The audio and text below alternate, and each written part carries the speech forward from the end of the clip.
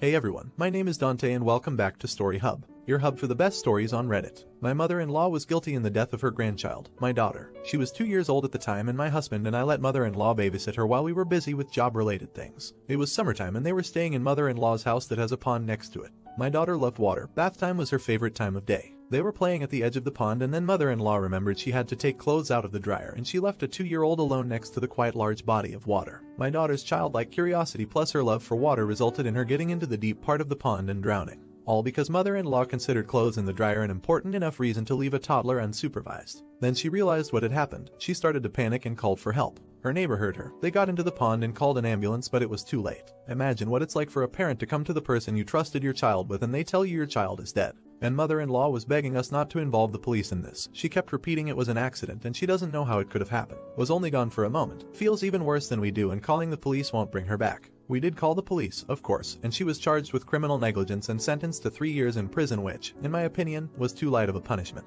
Recently mother-in-law was released from prison and my husband was the first person she looked for contact with. He never once visited mother-in-law while she was imprisoned. Unintentionally, but she did cause the death of our child by neglecting her duties as a babysitter. Doesn't matter that she served her sentence. Neither I nor my husband will ever forgive her for this. Neither has she asked for forgiveness. All she gave us were excuses and more excuses. In the courtroom, my husband told her she's not his mother anymore, that she's dead to him and that he never wants to see her face again. Our marriage was damaged too. We were depressed, we fought a lot, there were times when we were on the brink of divorce. We separated for a while. I left for another country thinking that this is it for us. However, my husband came to look for me and we managed to save our family and continue our life together. I couldn't bring myself to have any more children for a long time, but eventually, I got pregnant again and last summer we welcomed our son.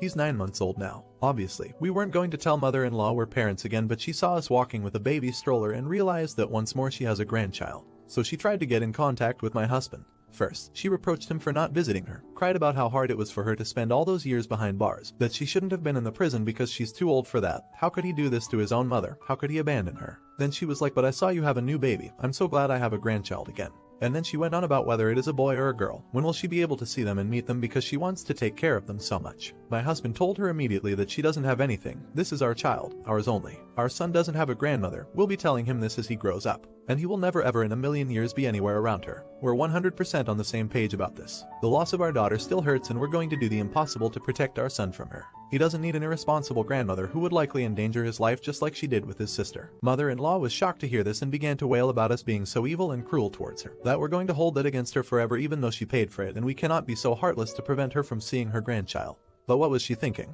What was she hoping for? That we're really going to let her around our baby? That we'll ever trust her with babysitting again? Honestly, I'm not sure if I can leave my son with any babysitter. I don't trust babysitters anymore, because if a grandmother can be careless enough to let a child die, who knows what could an unrelated person do? So my husband told her firmly that she'll have no access to the baby and he doesn't want to talk to her either, so now that she's out of the prison, she should do something useful with her life and leave us alone. Mother-in-law wasn't having it. That evening she came to our house asking to see her grandchild again. We didn't let her come in, obviously, and mother-in-law got mad, claiming that as a grandmother, she has rights to meet her grandchild. We told her that she lost all her rights to our children when she let our daughter drown. If a trust is broken, it cannot be repaired and there are some things that just cannot be forgiven. Mother-in-law then told us that she'll go to court and she'll demand legal permission to meet the baby. I'm not sure if there is such a thing, but if it's true, I highly doubt she'll get it considering her criminal record. If we need to go to court and prove she's not the type of grandmother you should let around your child, we'll do it. If she comes back again, we'll call the police. If we need to leave this country and go live somewhere else just to be away from her, we'll do it too. Nothing's impossible. I'm amazed at the shamelessness of hers. She knows very well she tore apart our lives 3 years ago. No parent should bury their child, but we had to because of her, and now she comes to us as if she's the best relative ever, as if nothing ever happened.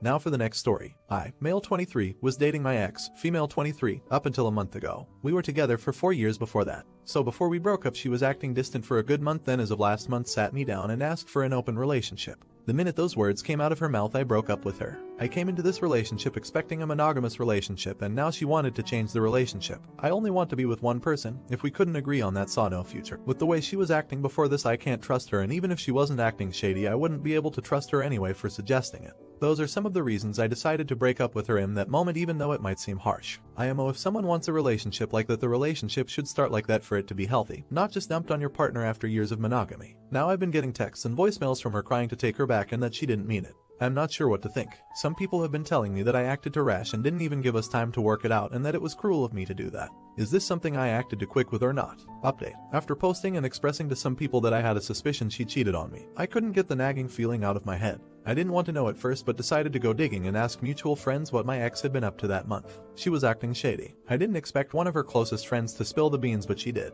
My suspicions were correct. She had been cheating on me with a mutual friend's cousin. I decided to message the guy on FB. Really quick. If you're enjoying the video, don't forget to drop a like. When I messaged him, he wanted to meet in person, so I met him at a local pub. When I got there, he apologized and explained everything. How he didn't know she was in a relationship and that the day she called me wanting me back is the day he found out and broke it off. I can't fault the guy. He seemed genuine and really apologetic. On the plus side, I drank for free the entire time. He seems like a great guy, especially considering how he broke it off right away once he knew. I won't lie, he's a handsome and great guy and I would let him frick me to rub it in my ex's face, lol. But at least I have a bit of closure now. I've blocked my ex on everything and I'm gathering her stuff she's left here to mail to her so she doesn't come knocking. It's taking a lot of power not to leave a note in the box along the lines of "Mark seems nice, too bad you lost him too." Sorry if some of this makes no sense. I'm typing this on phone and my fat thumbs are doing me no favors. It also doesn't help I'm a bit tipsy, but I'm glad I could vent and get advice from you beautiful fuckers of Reddit. Not the idiot. It's always good to see people with a backbone. I also like the fact that the guy she was cheating with now knows and you helped him dodge a bullet. You guys are both kings. NTA. Yeah, when a partner asks you to open the relationship, they're either already cheating with someone else or they want to and they're trying to alleviate the guilt. Plus, they're keeping you on hand as a backup in case the affair doesn't work. Now for the next story. My husband, 31, and I, 34, and our littles, female 6 and 3 meters, live temporarily with my mother-in-law and SFIL. We gave up our apartment and moved in to help them both physically and financially since they are both on disability. And at the time, mother-in-law was so sick that she couldn't take care of SFIL after his spinal surgery on her own. Hubby and I are both working and saving to move out since they are better health-wise. Mother-in-law has started once again, making passive-aggressive comments or doing things that make it obvious she's ready for us to move. A few days ago, my brother-in-law came over and he and hubby left to run to the store. Right after they left, I went to my room for something. They had been gone all of 3 minutes when I heard mother-in-law loudly tell SFIL that this house is a wreck. I just cleaned it yesterday and I'm not doing it again. This should have been done last night. At that point there were a dozen or so dishes to be washed, 6 seconds puzzle and a few other things on the kitchen table, and maybe a handful of toys scattered across the living room. And since DH and brother-in-law walked through the house in shoes, the floor needed to be swept. I decided to wait till DH got home to do anything and instead played with the kids in their room. When the guys got home and brother-in-law left, I told DH what happened and asked if he'd help me pick up. Kids picked up their toys. I did dishes and DH picked up the table and swept the floors. As soon as he got the mop out, mother-in-law said, "Oh, you don't need to do that. I've already mopped this week." DH, but that's not what you taught us as kids. It all has to be done daily. She didn't say much after that. Friday evening when we got home from work, mother-in-law was getting ready to leave for the night to brother-in-law's. She made it a point to wait till DH was showering, to tell me she cleaned the house and would be back tomorrow. After she left, I noticed she had taken my 4 small stacked planter pots off the extra freezer and put them on the floor by our bedroom door. This is where she puts things that belong to us, that she doesn't want out in the living room, dining room area anymore, because apparently having them up there with her 3 plants wasn't acceptable.